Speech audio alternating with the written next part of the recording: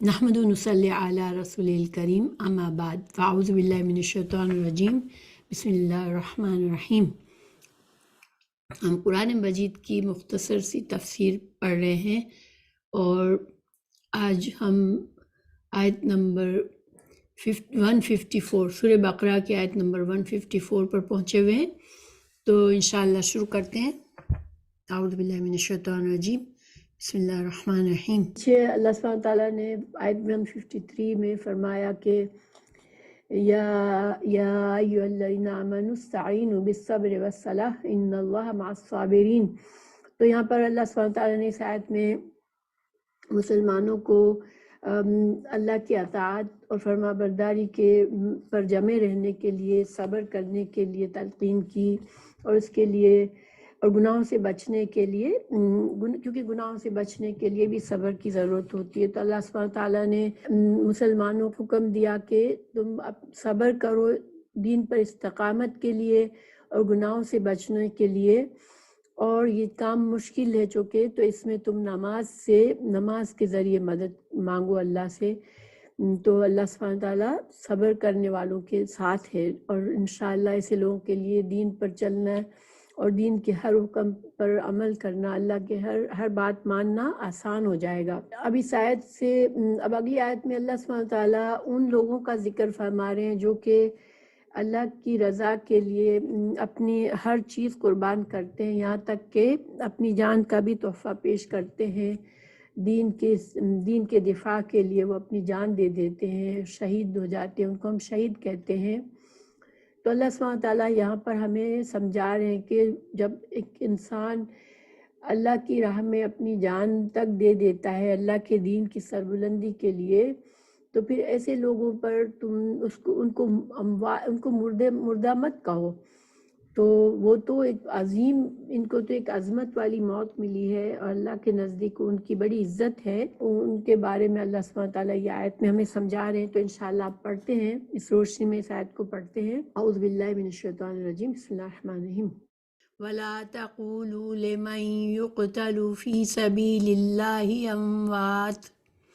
بل احیاء ولکن لا تشعرون۔ اور اللہ کی راہ کے شہیدوں کو مردہ مت کہو، وہ زندہ ہیں لیکن تم نہیں سمجھتے۔ دیکھیں، ہماری زندگی جب انسان مرتا ہے تو اس موت سے لے کر جب تک قیامت قائم ہوگی اور تمام لوگ دنیا ختم ہو جائے گی، اور پھر اللہ سبحانہ تعالیٰ قیامت کے دن قبروں سے لوگوں کو اٹھائے گا، اس وقت تک جو انسان آج مر گیا وہ اس قبر کی زندگی میں وہ ہوتا ہے، اور اس قبر کی زندگی جو ہوتی ہے اس کو برزخ کی زندگی کہتے ہیں۔ برزخ کا مطلب پردہ ہوتا ہے، وہ جیسے ہمیں ان کے حالات نہیں پتہ ہو رہے ہوتے ہیں، مگر اللہ سبحانہ تعالیٰ ہمیں قرآن اور حدیث میں بتایا گیا ہے کہ برزخ کی زندگی میں بھی انسانوں کے دنیا میں جو نیک لوگوں کے لیے نیک لوگوں کی زندگی برزخ کی راحت والی ہوتی ہے، اور جو اللہ کے نافرمان کفر پر مرتے ہیں، اللہ کی نافرمانی پر مرتے ہیں، ان کی برزخ کی زندگی بھی اذیت اور عذاب والی ہوتی ہے۔ تو یہاں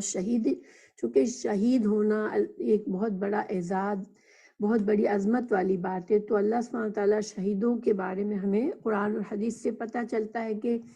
ان کے لیے اللہ تعالیٰ نے جو برزخ کی زندگی رکھی ہے وہ ایسی ہے کہ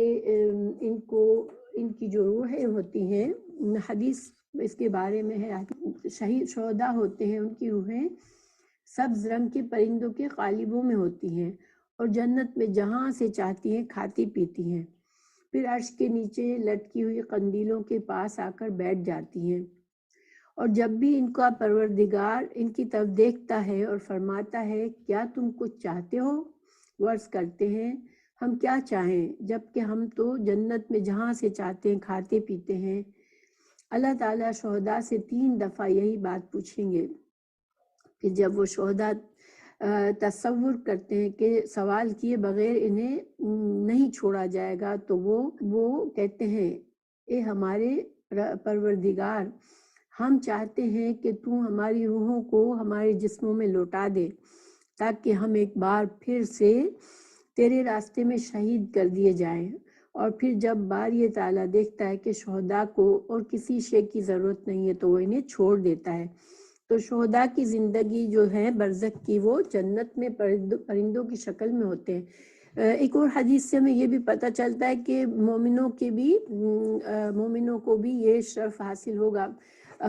عظمت تو شہداء کی عظمت زیادہ ہے، لیکن ایک حدیث ہے کہ جو پہلے حدیث پڑھی وہ صحیح مسلم میں ہے یہ حدیث، اور دوسری حدیث یہ ہے کہ بلا شبہ مومن کی روح ایک ایسا پرندہ ہے جو جنت کے درختوں سے پھل وغیرہ کھاتا رہتا ہے، حتیٰ کہ قیامت کے دن اللہ تعالیٰ اسے اس کے جسم میں لوٹا دے گا۔ تو اس سے یہ حدیث جو ہے یہ مسند احمد میں ہے۔ تو ان احادیث سے ہمیں پتہ چلتا ہے کہ برزخ کی زندگی میں بھی انسان کے اعمال کے لحاظ سے ان کے ساتھ معاملہ کیا جائے گا۔ تو پھر اللہ تعالیٰ آگے اب ہمیں اللہ تعالیٰ مزید فرما رہے ہیں کہ وَلَنَبْلُوَنَّكُمْ بِشَيْءٍ مِّنَ الْخَوْفِ وَالْجُوعِ وَنَقْصٍ مِّنَ الْأَمْوَالِ وَالْأَنفُسِ وَالثَّمَرَاتِ وَبَشِّرِ الصَّابِرِينَ، کہ اللہ سبحانہ تعالیٰ فرما رہے ہیں کہ ہم کسی نہ کسی طرح تمہاری آزمائش ضرور کریں گے، دشمن کے ڈر سے، بھوک اور پیاس سے، مال و جان اور پھلوں کی کمی سے، اور ان صبر کرنے والوں کو خوشخبری دے دیجیے۔ پچھلی آیت 153 میں بھی صبر والوں کی فضیلت بتائی گئی تھی۔ اس وقت جو صبر کی تلقین تھی وہ دین پر استقامت کے لیے تھی، اور گناہوں سے بچنے کے لیے اللہ کی اطاعت پر جو صبر کی ضرورت ہوتی ہے اس پر بات کی گئی۔ یہاں پر صبر اللہ سبحانہ تعالیٰ فرما رہے ہیں کہ یہ جو زندگی ہے ہماری یہاں پر، یہ آزمائش کی زندگی ہے، اور آزمائشوں کے ذریعے اللہ سبحانہ تعالیٰ انسانوں کو جو جن کے دلوں میں ایمان ہوتا ہے، جب ان پر کوئی مشکل آتی ہے تو یہ اللہ کی طرف پلٹتے ہیں اور اس طرح سے اللہ سے قربت حاصل کرتے ہیں۔ اور جو لوگ غافل ہوتے ہیں ان کی غفلت بھی بعض اوقات آزمائش میں پڑنے سے دور ہو جاتی ہے اور وہ اللہ کی طرف پلٹ آتے ہیں۔ اور جو منافق ہوتے ہیں، جو اللہ کے نافرمان اور سرکش بندے ہوتے ہیں، تو وہ آزمائش میں اور زیادہ اللہ سے دور ہو جاتے ہیں۔ گویا آزمائش یہ اللہ سبحانہ تعالیٰ کا ایک طریقہ ہے اس دنیا میں، جس سے وہ نیک اور بد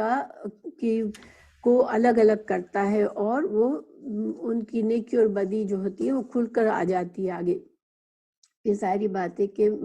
جو مومن ہوتا ہے وہ صبر کرتا ہے ان آزمائشوں پر، تو اس کو اللہ سبحانہ تعالیٰ کی طرف سے اجر و ثواب ملتا ہے، رحمت ملتی ہے۔ تو اللہ سبحانہ تعالیٰ فرما رہے ہیں کہ خوف، انسان اس دنیا میں خوف سے بہت کم ہی ہوتا ہے کہ انسان کسی قسم کا خوف نہ ہو، ہمیشہ کوئی نہ کوئی ہمیں خدشہ ہوتا ہے کسی نہ کسی طرح سے۔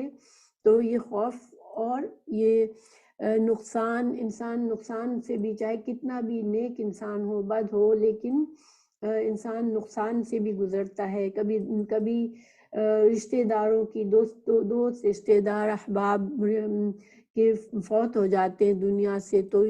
اس نقصان کا انسان کو کی تکلیف برداشت کرنی پڑتی ہے۔ کبھی رزق میں کمی آ جاتی ہے، مختلف قسم کی آزمائشیں اس دنیا میں آتی رہتی ہیں۔ تو جو انسان اللہ پر ایمان رکھتا ہے وہ اللہ کی رضا میں خود کو راضی رکھتا ہے، اور سمجھتا ہے، وہ یہ بات سمجھتا ہے کہ یہ زندگی تو آزمائشوں کی ہے، اور آزمائش میں مجھے کیا کرنا ہے، میرے اللہ نے مجھے صبر سے اللہ کی مدد مانگنے کے لیے کہا ہے، اور اگر میں یہ کروں گا تو اللہ سبحانہ تعالیٰ سے قریب ہو جاؤں گا اور اللہ تعالیٰ مجھ سے راضی ہوں گے۔ تو یہ مومن جو ہے وہ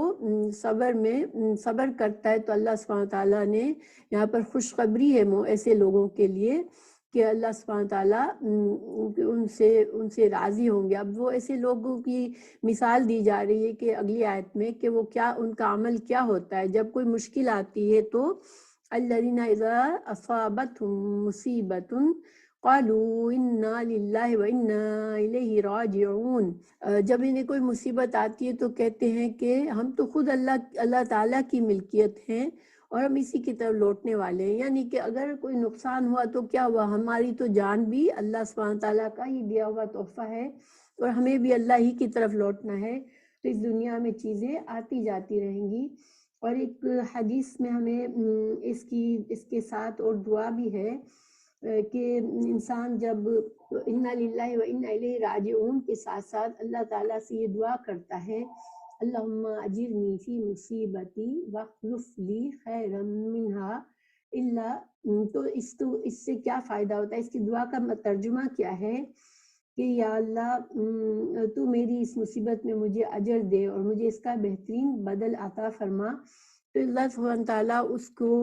اس جو بھی نقصان ہوتا ہے اس کو اچھا بدلہ مل جاتا ہے، اور اللہ تعالیٰ اس کے دل کو تھام لیتا ہے، اور اس کے کتنی بڑی مصیبت ہوتی ہے اللہ سبحانہ تعالیٰ اس کے دل کو اطمینان دے دیتا ہے۔ پھر اللہ سبحانہ تعالیٰ فرما رہے ہیں کہ اولئک، جب لوگ ایسا رویہ جن کا ہوتا ہے تو ان کے ساتھ اولئک علیہم صلوات من ربہم ورحمہ واولئک هم المہتدون، اللہ تعالیٰ فرما رہے ہیں کہ یہ ایسے ہی لوگ ہیں، ان پر ان کے رب کی نوازشیں اور رحمتیں ہیں، رب کی اللہ سبحانہ تعالیٰ کی طرف سے صلوات اور رحمہ کیا ہوتی ہے کہ اللہ مہربان ہوتا ہے ان کے اوپر، اور ان کے اوپر اللہ کی رحمت ہوتی ہے، اور ان کے دل ہر حال میں مطمئن رہتے ہیں، اور وہ آخرت میں بھی ان کو ان کے صبر کا اجر و ثواب ملتا ہے۔ اور اولئک هم المہتدون، اور یہی وہ لوگ ہیں جو ہدایت پانے والے، یعنی کہ ہدایت کے معنی میں نے مفہوم شروع میں بتائے تھے کہ ہدایت جو ہے وہ اس کے لیولز ہوتے ہیں، ایک تو راستے کی رہنمائی ملنا، صحیح راستے کی رہنمائی ملنا، پھر اس راستے پر چلنے کی توفیق ملنا، اور پھر منزل مقصود یعنی کہ ہم اس دنیا کے خاتمے پر ہمیں انشاءاللہ ہمیں جنت مل جائے گی، تو یہ سارے جو ہے وہ مراحل ہدایت میں شامل ہوتے ہیں۔ تو ایسے لوگوں کو پھر ہدایت ملے گی، یعنی کہ ان لوگوں کو اللہ ایمان پہ استقامت دیتا ہے، اور وہ اس نیکی کے راستے پر چلتے ہوئے دنیا سے جاتے ہیں اور اللہ کی جنت کو پا لیتے ہیں۔ پھر اللہ سبحانہ تعالیٰ آگے فرما رہے ہیں ان الصفا والمروۃ من شعائر اللہ فمن حج البیت واو اعتمر فلا جناح علیہ ان یطوف بہما۔ تو یہاں پر اللہ سبحانہ تعالیٰ صفا اور مروہ کے بارے میں بتا رہے ہیں۔ صفا اور مروہ کا یہاں پر کیا کنیکشن ہے، تو دیکھیں صفا اور مروہ پر سعی کرنا یہ بی بی حاجرہ کی سنت ہے۔ جب حضرت ابراہیم علیہ السلام ان کو چھوٹے بچے کے ساتھ اس ریگستان میں چھوڑ کے چلے گئے، اور انہوں نے جب سمجھ لیا کہ یہ اللہ ہی کے حکم سے ہے، تو انہوں نے صبر کر لیا اس بات پر اور اپنے شوہر کو جانے دیا۔ پھر جب بچہ بہت پیاسا ہو گیا، بہت پیاس سے اس کی ایڑیاں رگڑنے لگا، تو حضرت حاجرہ جو تھی وہ بے چین ہو کر انہوں نے سعی کی، صفا اور مروہ کی طرف دوڑ کے جاتی تھیں، ایک طرف سے دوسری طرف پانی کی تلاش میں، اور اللہ سے دعا کر رہی تھی۔ تو اللہ سبحانہ تعالیٰ نے ان کے اس قربانی اور اس عمل کو، اس صبر کو اتنا پسند فرمایا کہ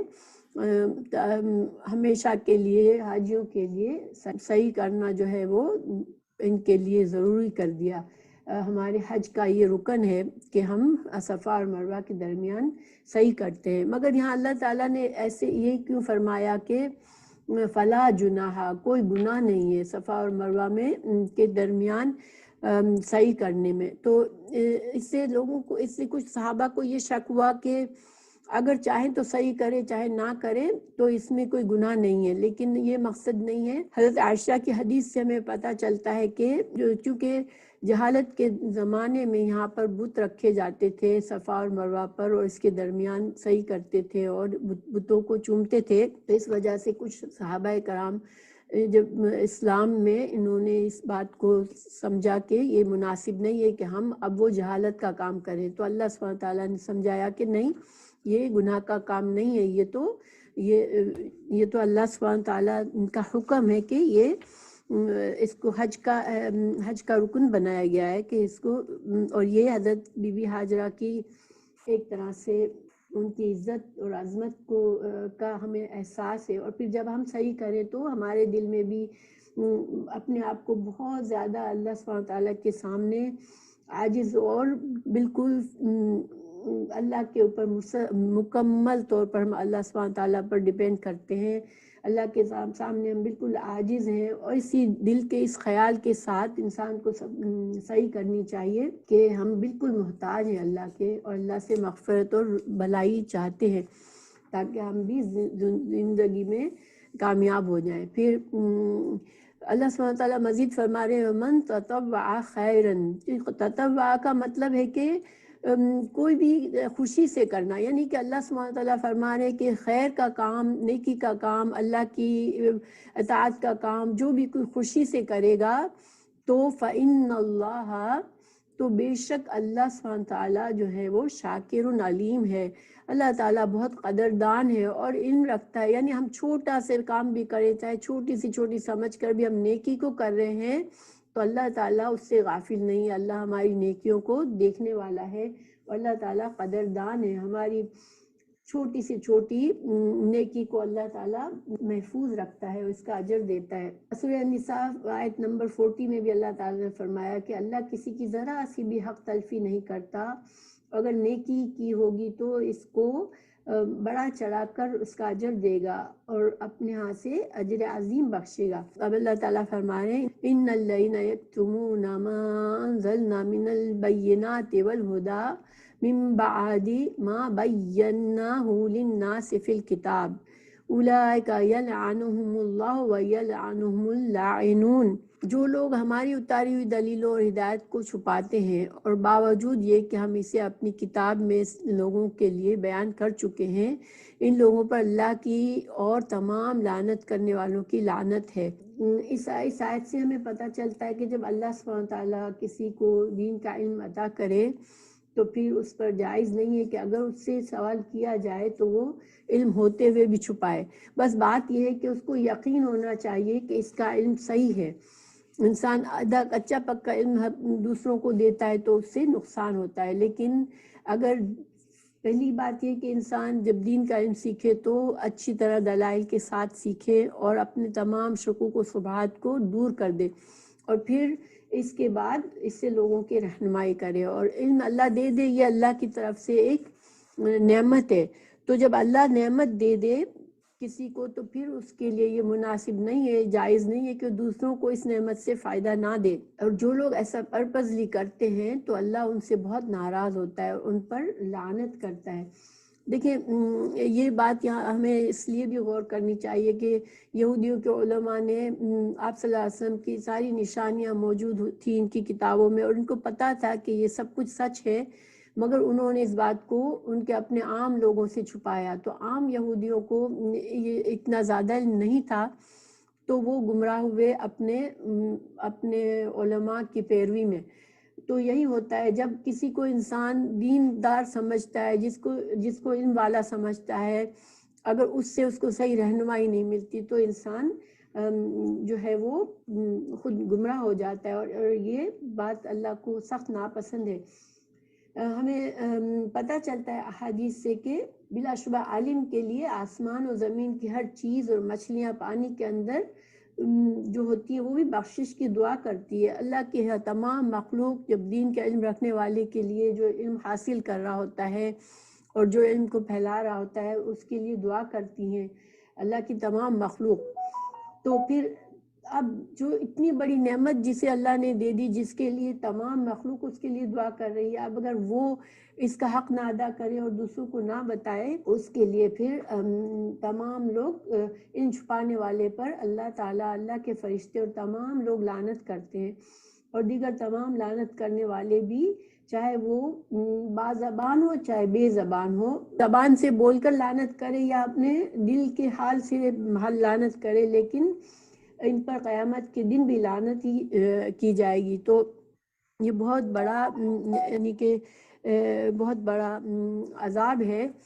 تو یہ اس کی وجہ یہ ہے کہ اس کا اجر بھی بہت زیادہ ہے بتانے کا، اور نہ بتانے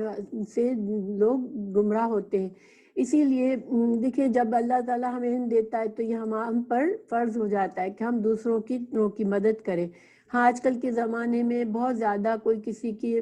کو دین کی باتیں بتاتا ہے تو لوگ اس کو پسند نہیں بھی کرتے،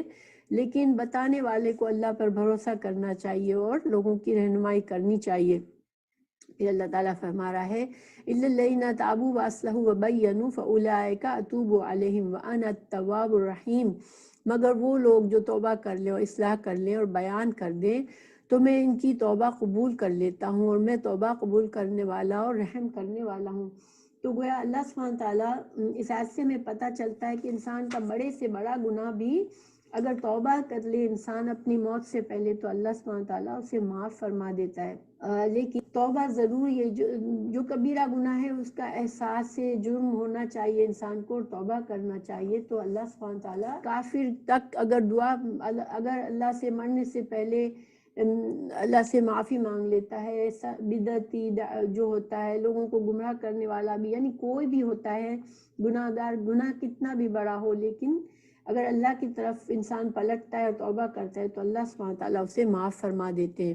لیکن ان الذین کفروا وماتوا وہم کفار اولئک علیہم لعنۃ اللہ والملائکۃ والناس اجمعین، یقیناً جو کفار اپنے کفر میں ہی مر جائیں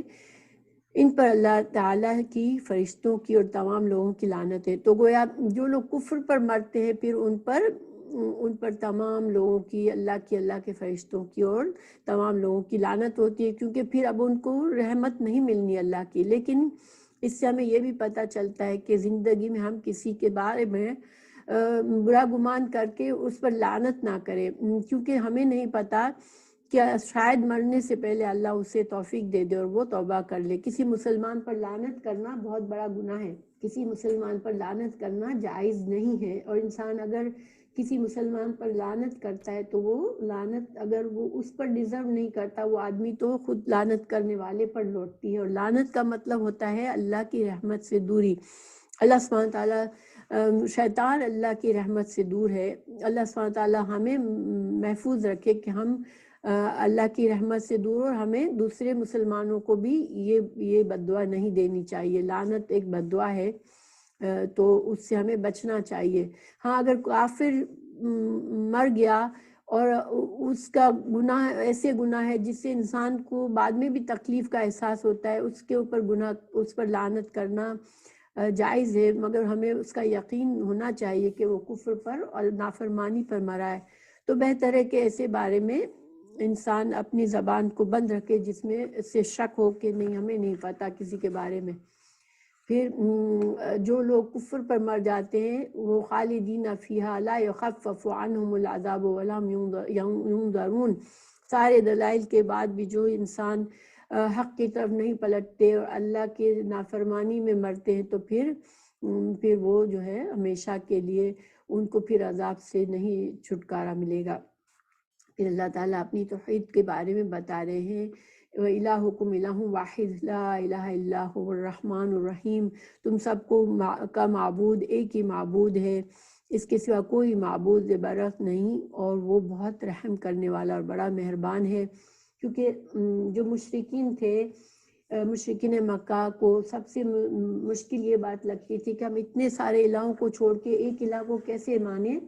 ان کو یہ بات سمجھ نہیں آتی تھی۔ تو اللہ سبحانہ تعالیٰ فرما رہا ہے کہ یہاں پر اللہ تعالیٰ مزید دلائل بھی دے رہے اگلی آیت میں۔ سورہ آل عمران میں اللہ تعالیٰ نے فرمایا کہ الف لام میم اللہ لا الہ الا هو الحی القیوم، کہ وہ اللہ ہے جس کے سوا کوئی معبود نہیں، وہ زندہ ہے اور سب کو سنبھالنے والا ہے۔ اسی طرح اب ایک حدیث ہے، رسول اللہ صلی اللہ علیہ وسلم نے فرمایا کہ اللہ کا اسم اعظم ان دو آیتوں میں ہے وَإِلَٰهُكُمْ إِلَٰهٌ وَاحِدٌ لَا إِلَٰهَ إِلَّا هُوَ الرَّحْمَٰنُ الرَّحِيمُ، تو ان میں اللہ کا اسم اعظم ہے، اور اسم اعظم سے دعا مانگنے سے دعا قبول ہوتی ہے۔ اللہ تعالیٰ کائنات کے سے دلائل پیش کر رہا ہے اپنی توحید کے، کیونکہ انسان اگر اللہ کی آیت کو نہیں بھی سنتا تو کائنات میں پر غور و فکر سے بھی اللہ تعالیٰ اسے اللہ کی توحید سمجھ میں آتی ہے۔ ان فی خلق السماوات والارض واختلاف اللیل والنہار والفلک التی تجری فی البحر بما ينفع الناس وما انزل اللہ من السماء من ماء فأحیا به الأرض بعد موتها وبث فيها من كل دابة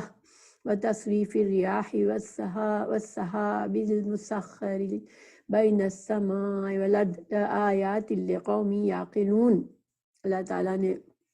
یہ تمام دلائل پیش کیے کائنات کے، آسمانوں اور زمین کی پیدائش میں، رات اور دن کی ہیر پھیر میں، کشتیوں کا لوگوں کو نفع دینے والی چیزوں کو لیے ہوئے سمندروں میں چلنا، آسمان سے پانی اتار کر مردہ زمین کو زندہ کرنا، اس میں ہر قسم کے جانوروں کو پھیلا دینا، ہواؤں کا رخ بدلنا، بادل جو آسمان اور زمین کے درمیان مسخر ہیں، ان میں عقل مندوں کے لیے قدرت الہی کی نشانیاں ہیں۔ انسان اگر کچھ بھی نہ اس کو پتہ ہو دین کا، لیکن وہ اگر عقل کی آنکھ سے دیکھے دنیا کو، ان نشانیوں کو، تو اس کو احساس ہوگا کہ یہ ایک ہی معبود ہے، ایک ہی کریٹر ہے، ایک ہی اس مخلوق، یہ ساری مخلوق جو ہے وہ ایک ہی خالق کی ہے۔ اللہ تعالیٰ نے یہ بات سورہ آل عمران میں بھی آیت 191 میں بتائی ہے کہ جو عقل مند ہے وہ جو ہے وہ ان کائنات کی نشانیوں کو دیکھ کر پکار اٹھتا ہے کہ اللہ یہ سارا کچھ تو نے بے مقصد نہیں بنایا۔ انسان کو اس سے ہمیں یہ بھی پتہ چلتا ہے کہ انسان کو کائنات کی نشانیوں پر بھی غور کرنا چاہیے، بالکل اندھا بن کر جو ہے وہ انسان نہ زندگی گزارے، اللہ کی مخلوق کو دیکھے اور اس سے خالق کو پہچانے اور اللہ کی تعریف کرے کہ الحمدللہ اللہ نے کیا کیا مخلوق بنائی ہے۔ دیکھیں آسمان کو دیکھتے ہیں، خوبصورت رنگ آسمان کے نظر آئے تو الحمدللہ اللہ نے کیا تخلیق کی ہے۔ پھولوں کو دیکھیں، یعنی زندگی میں اتنی چیزیں ہیں جس کو دیکھ کے ہمیں انسان کو اللہ کی یاد آتی ہے، اگر انسان کا دل زندہ ہوتا ہے تو۔ وَمِنَ النَّاسِ مَن يَتَّخِذُ مِن دُونِ اللَّهِ أَندَادًا يُحِبُّونَهُمْ كَحُبِّ اللَّهِ۔ اب اللہ تعالیٰ فرما رہے ہیں کہ جن لوگوں کے دلوں میں شرک بسا ہوا ہوتا ہے، جن کے دلوں میں جو شریک اللہ کے شریک انہوں نے معبود بنا رکھے ہوتے ہیں، وہ ان سے ایسی محبت کرتے ہیں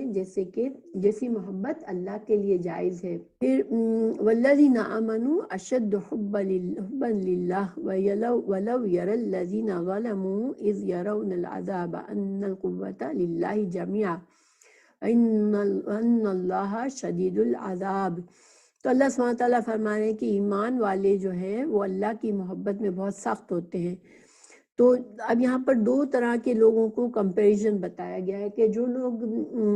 جھوٹے معبود بناتے ہیں وہ ان کے معبودوں سے بہت زیادہ محبت کرتے ہوتے ہیں، اور آج ہم دیکھتے ہیں کہ بہت سے مسلمان بھی غلط عقائد کی وجہ سے اللہ کے علاوہ ایسے پیروں سے یا یعنی کہ جن لوگوں کی عقیدت ان کے دل میں بس جاتی ہے، چاہے وہ صحیح